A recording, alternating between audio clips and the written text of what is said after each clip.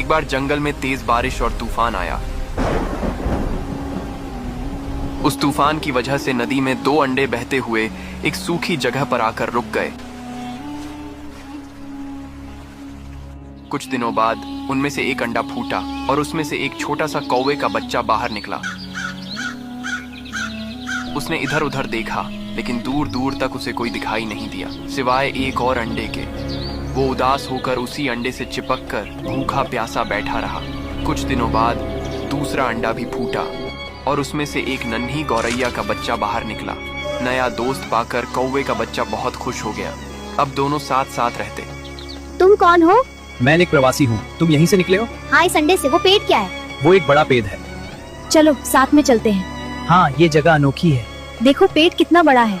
हमें वहाँ तक जाना है। दूर दूर तक पैदल चलकर खाना तलाशते और जैसे तैसे अपना पेट भरते। धीरे धीरे समय बीता और दोनों बड़े हो गए। एक दिन तेज गर्मी पड़ रही थी। गर्म रेतीली हवा चल रही थी।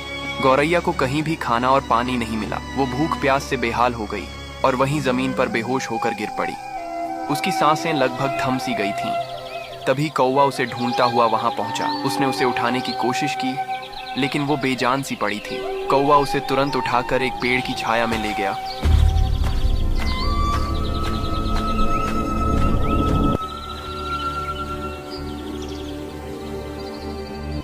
तू चिंता न कर, तुझे कुछ नहीं होगा।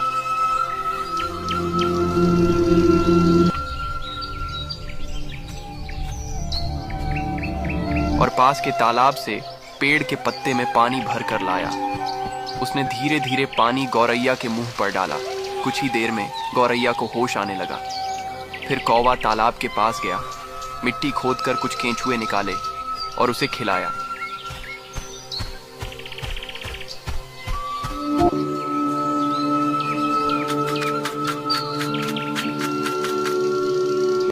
दोस्त, अगर आज तू न होता तो शायद मैं इस दुनिया में न होती।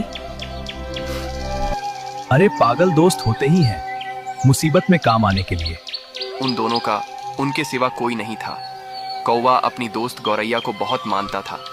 दोनों खुशी खुशी साथ रहने लगे। कई महीने गुजर गए। एक दिन गौरैया ने एक विशाल पेड़ के पास अपना नया घोंसला बनाया और खाना लेने चली गई। कौवा थोड़ा आलसी और चालाक था। वो गौरैया के नए घोंसले में रहने लगा। अरे वाह, कितना कमाल का घर बनाया है दोस्त गौरैया ने। मगर उसने बताया नहीं। ओह, लगता है सरप्राइज देना चाहती होगी। जब गौरैया वापस आई और उसने कौवे को अपने घोंसले में बैठा देखा तो वो गुस्से में भला बुरा कहने लगी। ये मेरा घोंसला है कौवे, बिना पूछे यहाँ रहने की हिम्मत कैसे हुई तुम्हारी?